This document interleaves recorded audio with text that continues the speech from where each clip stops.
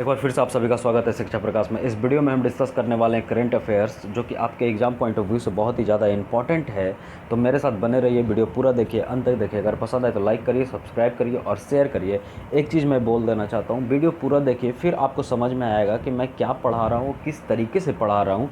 अगर फिर भी नहीं पसंद आए तो नहीं लाइक करिएगा, ना ही शेयर करिएगा। तो चलिए देर नहीं करते हैं और पहला क्वेश्चन पे चलते हैं। हमारा पहला क्वेश्चन रहा ये, African swine fever was reported from which state. कौन से स्टेट में अफ्रीकन स्वाइन फीवर रिपोर्ट किया गया। ये एक्चुअली पुराना न्यूज़ है, मतलब पुराना है, कुछ दिन पहले का, एक सप्ताह पहले का।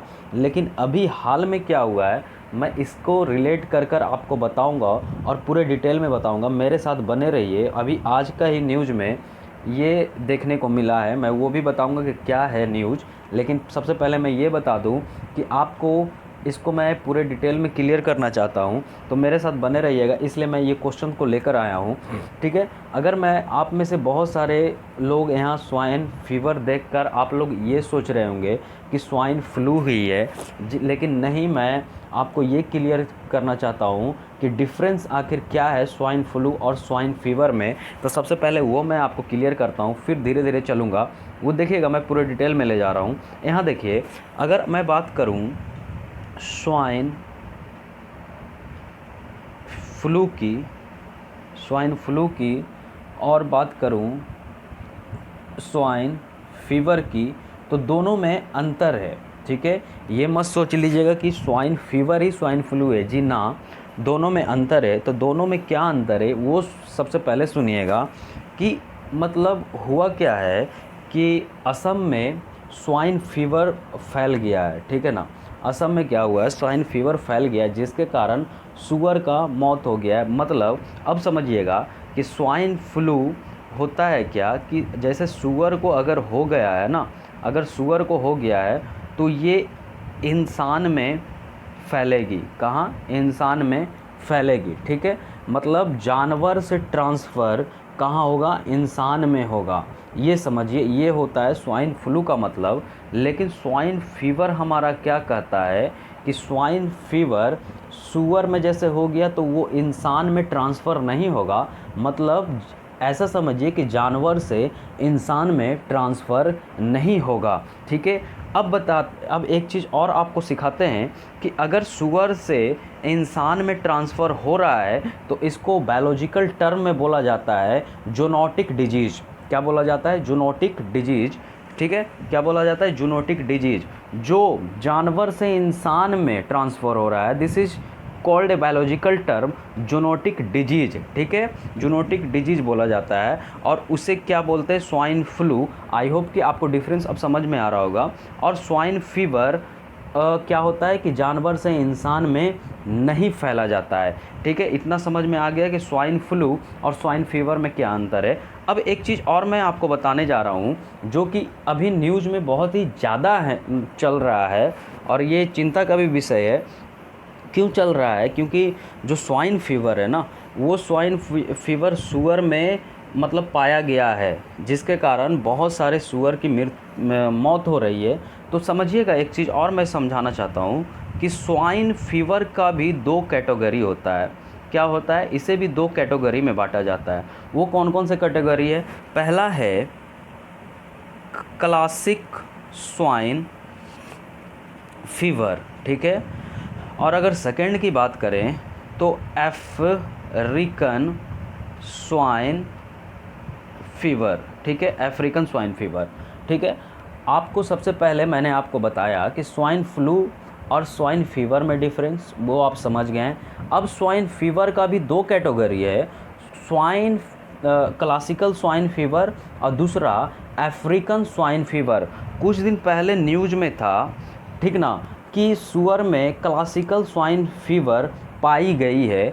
मतलब क्लासिकल स्वाइन फीवर का मतलब ये होता है कि जिसके कारण, मतलब सूअर में जो क्लासिकल स्वाइन फीवर पाई गई थी, जिसके कारण सरकार ने ये आदेश दे दिया था कि 1300 सूअर को मारने का आदेश दे दिया था। क्या क्या था? 1300 सूअर का बात करें तो 1300 सूअर को मारने का आदेश दे दिया था, ठीक है।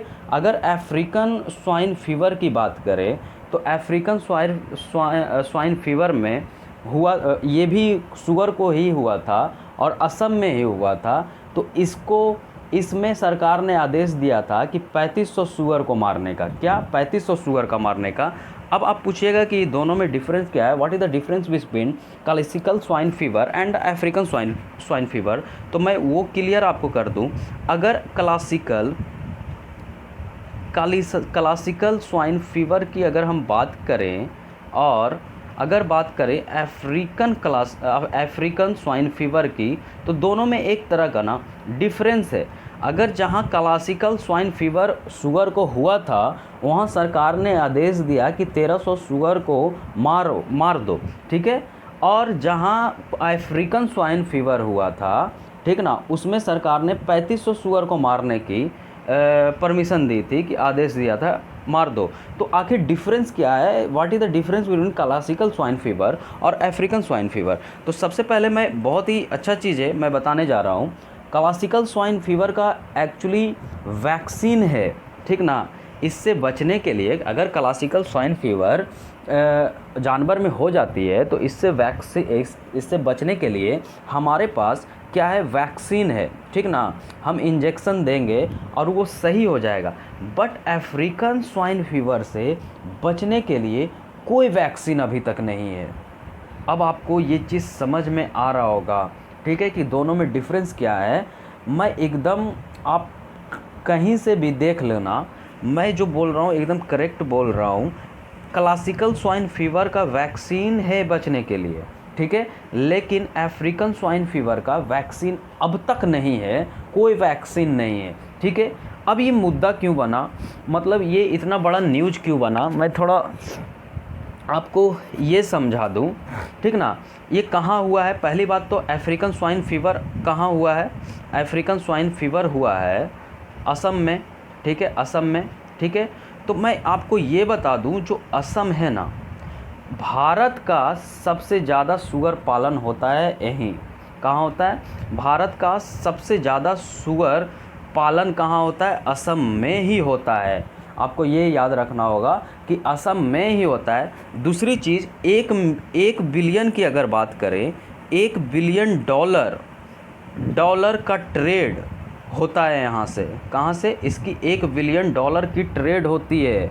आपको ये भी पता होना चाहिए, जो सुअर के मांस होते हैं ना, मतलब पोर्क जिसे बोला जाता है, $1 बिलियन का ट्रेड होता है सिर्फ सुअर का मांस का। आप यहाँ सोच लीजिए। और अगर तीसरी चीज़ की बात करें ना, तो 65% जो उपभोक्ता हैं, ठीक ना, उपभोक्ता हैं, जो खाने वाले हैं ना, जो सुअर को खाते हैं ना, वो 100 में से नॉर्थ ईस्ट का 65% हैं।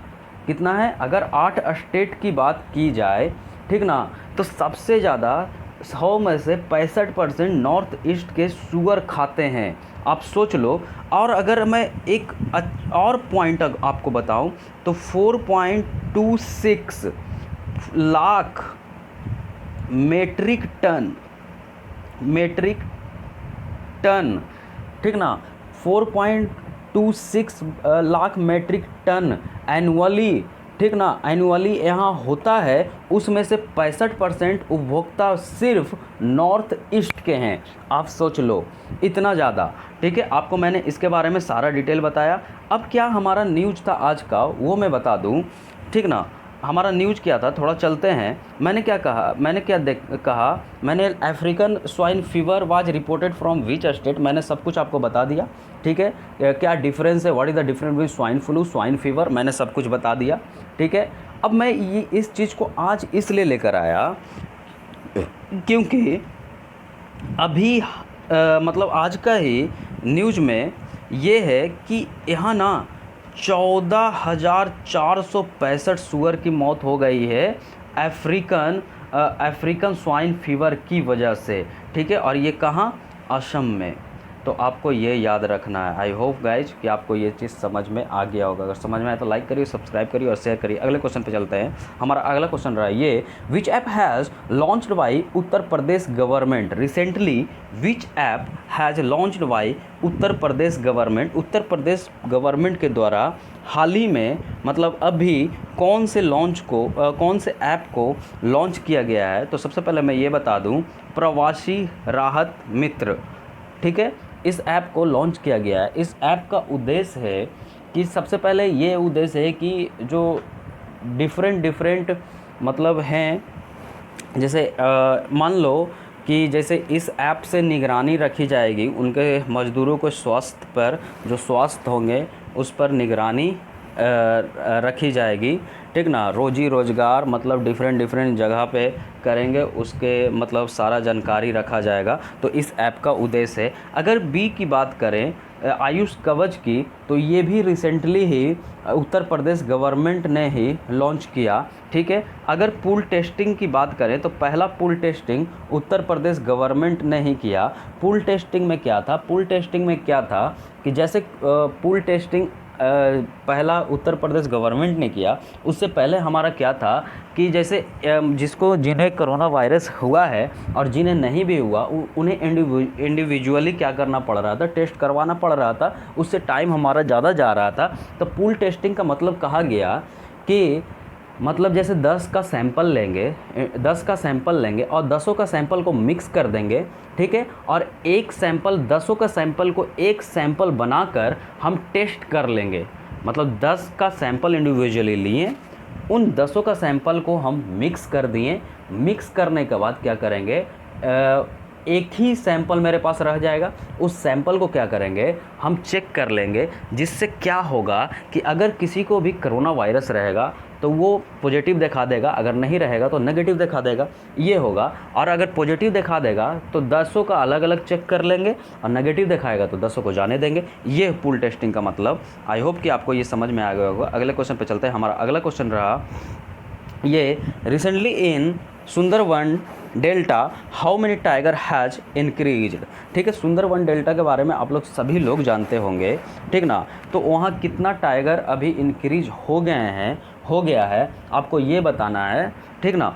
तो मैं इसका आंसर सबसे पहले बताता हूँ। 8 टाइगर इंक्रीज हो गया है। अगर हम बात करें, इसमें थोड़ा जानिएगा, अगर हम बात करें 2018 से 2019 की, तो हमारे पास मात्र 88 टाइगर थे। कितने थे? सुंदरवन डेल्टा में 88 टाइगर थे। अब अगर हम 2019 से 2020 की बात करें अभी की, तो यही आंकड़ा 96 पर चला गया है। ये इंक्रीज कर गया है। बंगाल फॉरेस्ट डिपार्टमेंट ने इसकी पुष्टि की और बताया है कि सुंदरवन डेल्टा में 2018 से 2019 की अगर हम बात करें तो 88 टाइगर थी। अगर 2019 से 2020 की बात करें तो इसमें वृद्धि हो गया है, इंक्रीज हो गया है, तो 8 से इंक्रीज हो गया है। तो ये चीज़ आपको याद रखना है। ये रहा चौथा question, recently which country has won the title of fightchess.com online nation. तो इसको आप क्या चाइना ने जीता है, ठीक है, ये याद रख लीजिएगा। अगले क्वेश्चन पे चलते हैं। हमारा अगला क्वेश्चन रहा ये, which day observe international day of nurse, ठीक है। तो किस दिन इंटरनेशनल डे नर्स दिवस मनाया जाता है? तो आपको याद रखना है 12 मई को। आई होप गाइज कि आपको सब कुछ समझ में आया होगा। अगर समझ में आया तो लाइक करिए, सब्सक्राइब करिए और शेयर करिए। Thank you.